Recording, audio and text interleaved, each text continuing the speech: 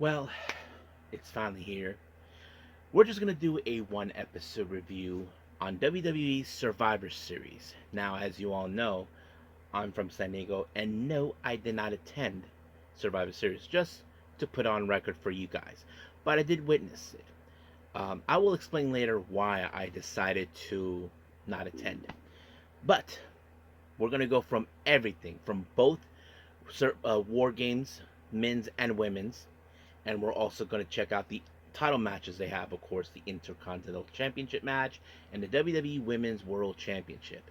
And of course, we're going to be a very short news updates talking about, of course, some developments that we may need to talk about on our news updates. So, let's get ready for another episode of Deleted Wrestle Zone.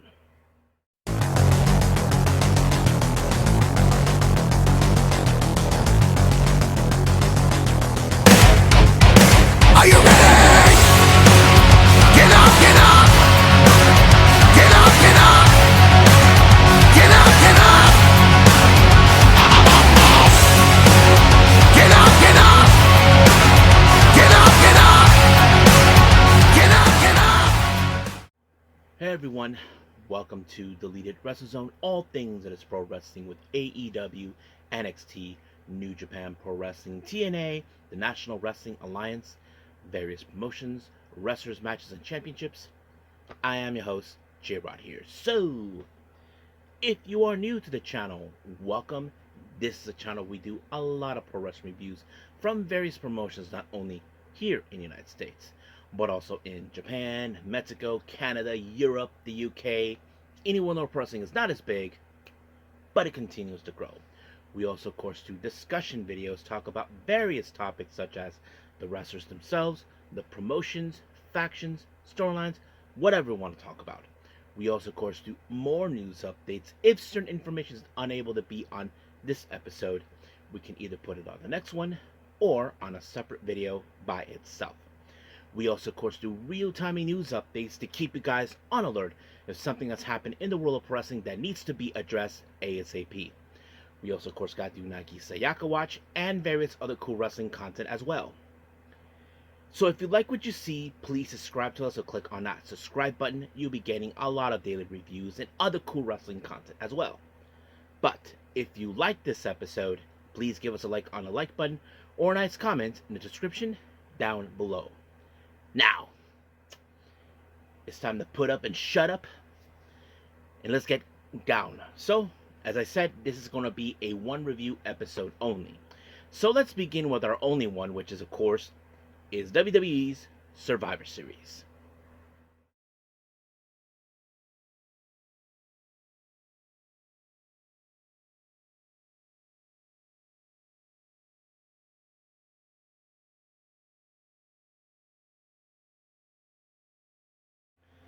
Alright, WWE's Survivor Series. This happened this past Saturday. Now, I did mention this happened in my hometown here in San Diego, but I did not attend it. And I'll explain a little bit about that for all of you on why. Now, of course, our first match is the Women's War Games. So, yes, they even mentioned certain people in the matches that were involved in previous War Games. So, it started out with Charlotte Flair going into the ring, facing off, starting out with Asuka. So, of course, it started out with those two. And then we jump in, and then, of course, we had Io Sky. As you know, she has a bone to pick against Asuka. And then, of course, joining Asuka was Becky Lynch. So we all know how that goes from there. And then jumping in, we had Alexa Bliss, Charlotte's tag team partner, making her way. And then, of course, everybody's favorite Pirate Princess even showed up too. And then on the other side, we have AJ Lee. As you know, she has a bone to pick with Becky Lynch. And, of course, you know how that turned out. And then we have, what's her name? Nia Jax making her way as well. Well, we all know how that is with Nia Jax. She's a strong individual. And then finally, of course, we have Rhea Ripley. Well, we all know her reputation in War Games and pretty much everything else. And then the last person from the other team is none other than Lash Legend. So we all can see how that was turning up from there. And it gets a little crazier, with a lot of things. One thing I never get bored is seeing Io Sky putting herself on top of the trash lid and jumping off, and just like that.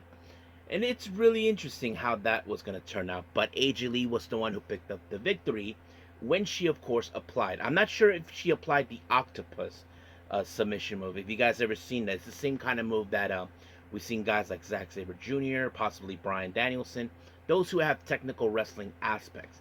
And that's something that's always cool to watch. So they pick up the win, you know. So I have to say it was a pretty good one. I mean, the match, not the great, but it was good. Not gonna lie about that. I did enjoy who in fact was in it. Surprised to see the Kabuki Warriors were in the same team, but of course it was, of course, seeing that they had to go across from them with Io Sky, as you know, the storyline that she caused some problems with Asuka because she's becoming good friends with Rhea Ripley. You saw in the end how happy Io is that she and Rhea Ripley won the match.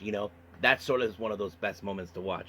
So I have to say the match was pretty good. I mean, you guys tell me, what did you guys think of this match? I have to say it was not the best or the greatest, but it was a good match. I'm not gonna lie about that. Now we jump in, of course, with the WWE Intercontinental Championship. Dominic Mysterio reclaiming this belt, facing off, of course, you can see me, John Cena. Now, of course, we all know John Cena is on his last tour with WWE before he retires, and that sort of thing. Now, it doesn't take a genius to figure out that Dom was not just gonna go in the ring and fight fairly. We know that Roxanne Perez and Raquel Rodriguez were gonna help him out. We've seen that already too many times on various matches, and that's exactly what happened. But however, because of their interference, well, bye bye, just like that. But however, we all know that there's always a contingency when it comes to the Judgment Day. When the referee was out, we saw, of course, Finn Balor and McDonough try to take matters in their own hands, which is obvious something we do, but John Cena somehow was able to overcome it. And all of a sudden we see Liv Morgan show up. Now, I think many of us thought and everything that she was going to get payback with Dominic for, of course, like we saw this with Rhea Ripley. We all remember how he wasn't even telling her what's been going on, like not calling her, not asking things. We all thought the same thing with Alexa Bliss, but I mean with Liv Morgan, and all of a sudden, well, we were played because she gave John Cena a hug, then a low blow, then she whacked John Cena with the belt, and Dominic applied, of course, the frog splash after giving him a 619, and Dom just reclaimed the Intercontinental Championship, and not to mention, he in fact played his dirty games, the Dirty Dom games that we all know, so just like that. So we don't know what's going to be next, how much tour left with John Cena. I'm sure there's going to be more matches with him. So I have to say it was a pretty good match, but I did expect, of course, like any other when it comes to people in factions that would help them cheat. This is one of those, so obviously. Now our next match is the WWE Women's World Championship. Nikki Bella, as you know, faced against Stephanie Vickier. So basically that was the whole thing. We all saw what happens, like Nikki once trying to reclaim something that she lost. And she has to face against the new generation, of course, Stephanie Vickier. I mean, we all know how great Steph can be, We've seen her. Even those who haven't followed her during her CML days, then you know what I'm talking about. But of course, we did see the craziest thing. We all see her move where she grabs the person by the head and then she smashed them in the mat. Well, we saw that in the commentary table. I mean, you wouldn't imagine that was going to happen. And of course, ref is like, no, it's too late. Sev's like, I don't give a damn, that sort of thing. And then we did see the same thing in the ring as well. So basically, she has two of those. But in the end, Steph walked away with the win when she applied the corkscrew splash, and just like that, 1, 2, 3, she retained the belt. And I thought, all right, I can deal with that. I mean, it was a pretty good match too. So not gonna lie. Now, we jump in, of course, with the main event, which is the men's Survivor Series. We have, of course, Braun Breaker taking on CM Punk. Well, CM Punk showed up first, but Breaker and the rest of his team were the ones that got the advantage, of course.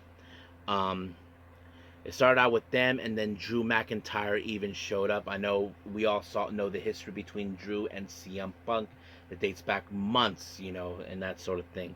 And then we did see Cody coming in, who, as you all know, recently got into a bit of a pickle with Drew. So I'm sure that they were going to get it on. There was a bit of a misfire between Punk and Rhodes, but they decided, look, let's just keep moving forward, that sort of thing.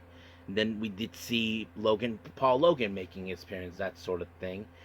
And then later we did see Jimmy Uso stepping up. Then jumping in was Bronson Reed. Then of course we have Jey Uso as well. And for all of you that know, when Jey Uso came out, my mom actually was doing the yeet thing, and it's on the social media. I'm not showing you that video. Hell no. So yeah, my mom had a great time doing that, and she had a great time. Just to let you guys know. But yes, I thought it was pretty good. And then we had, of course, Brock Lesnar showing up too, and then we have Roman Reigns. Now, of course, it was gonna be a bloody murder type match. We did see the brass knuckles being in play. We saw that too. I mean, we all, maybe many thought that of course, the Bloodline was definitely gonna try to, along with Cody and CM Punk, that were gonna win this one. But the thing that we did not anticipate is this masked assailant who attacked Punk, give him a super kick, and then the stomp. Now, I think I know many of you thought what it was, but let me explain a little bit what's going on. But of course, because of that, it was Braun Breaker with the spear on Punk that allowed them to win. Now, of course, we saw that the Braun Breaker, Drew McIntyre, Paul Logan, Bronson Reed, and Brock Lesnar won. But I think the bigger question many people are asking is the masked assailant, the unknown assailant who just showed up and stomped CM Punk. Many people are going around questioning, is this really Seth Rollins? Now, we don't know what it is. Now, there was a report saying right after, people saying it was Austin Theories. Others are making up stories saying it's either Jungle Boy or John Moxley. Like, look, I don't think it's Jungle Boy or Jack Perry. But Austin Theory, I could say could be him, but no. So we just don't know exactly until we see what happens on Raw. That's one of the things I'm willing to go for. I mean, give me your theory, guys, on who do you think is behind the mask assailant, because I feel everybody has an opinion. And if you guys try to guess it, we'll find out soon enough. So whoever guessed is, I'll probably congratulate you right away as soon as I commented. So I think that's pretty much it what we have for this one. So let's move on to our last thing, which is, of course, news updates.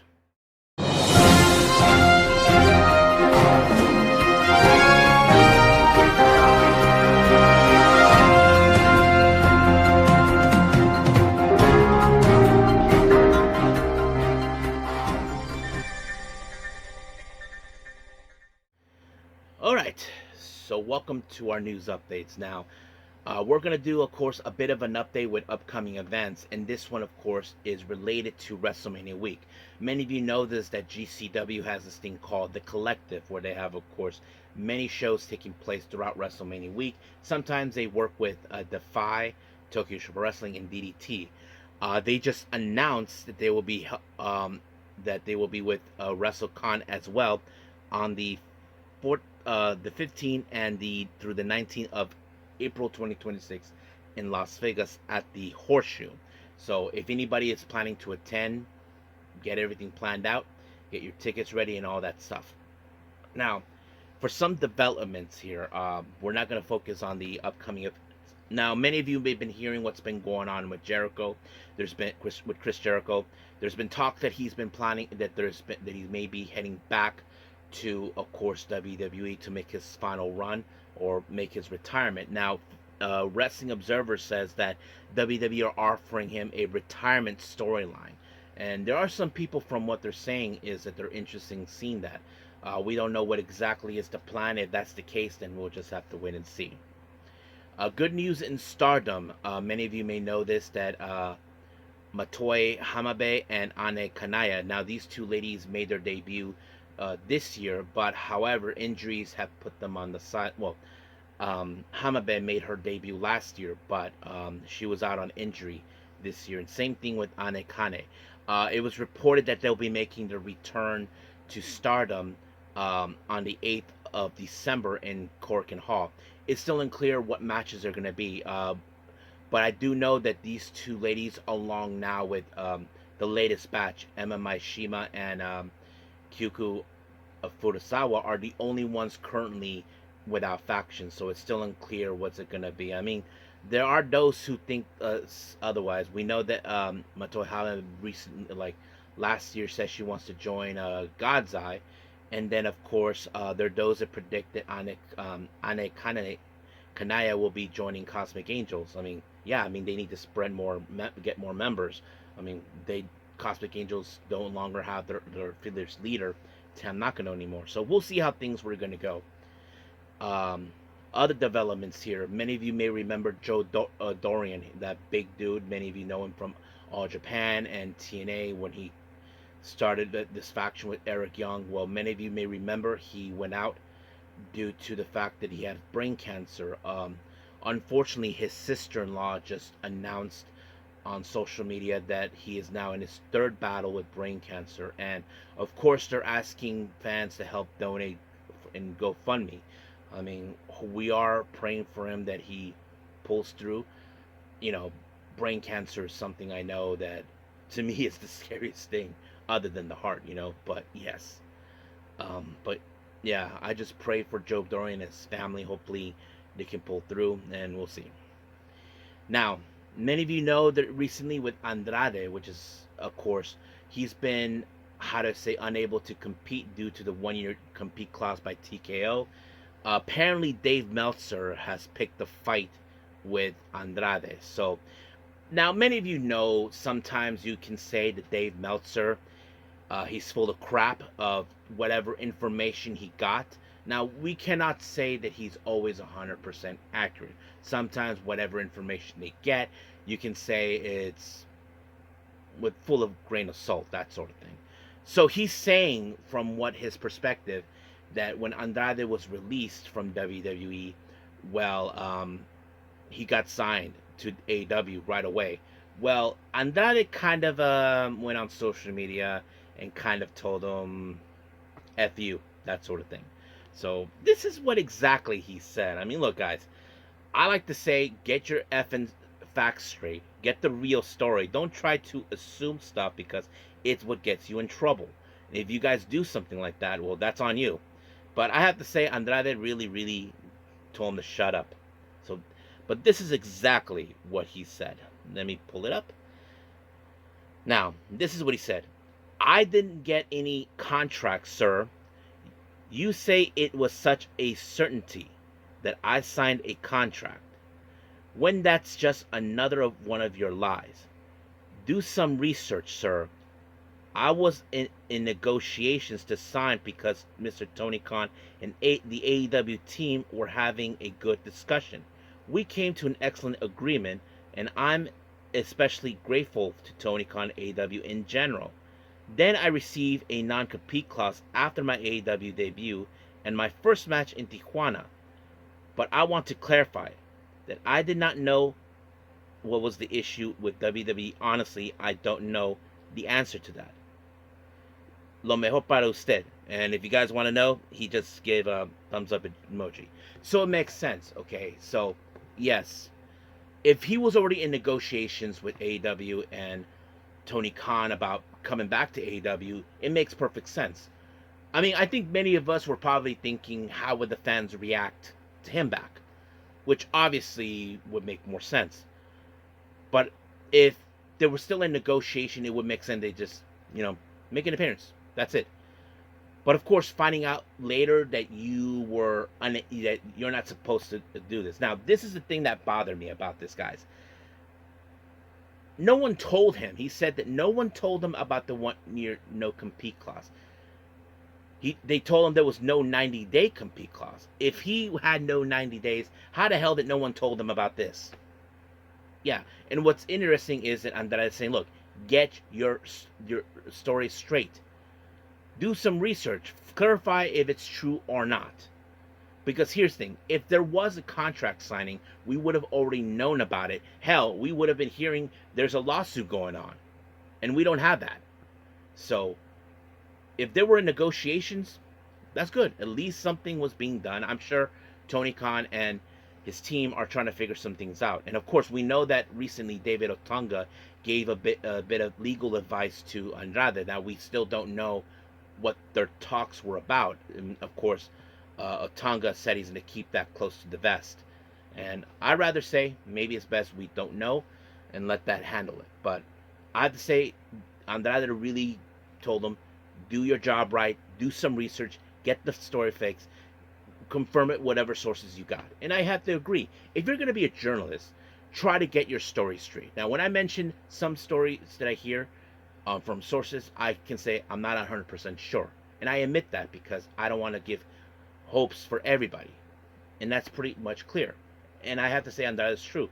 Do your research. So, I think that's pretty much it what we have for all of you. So, let's call it a day. Well, I hope everybody enjoys this episode. Coming up, we'll be, of course, reviewing the much recent shows with New Japan Pro Wrestling, continuing with World Tag League with Day 7, which I believe features, of course, the A block, and then Day 8, the B block. So we're going to be doing both blocks on two separate reviews on this one. So the next episode, it's all about New Japan Pro Wrestling. And of course, I am considering for the following episode after that, after New Japan, is the Stardom to finish off, of course, with the Goddesses Tag League. As you probably know, we are finally wrapped up with the whole thing, and they announced the winners. And I was pretty much surprised about it, but I have to say, you might enjoy that one. But as of right now, I'll say this, I will see you guys in the next DWZ time, same DWZ channel. I must bid all of you adieu. So, goodbye, and have a nice day. Bang.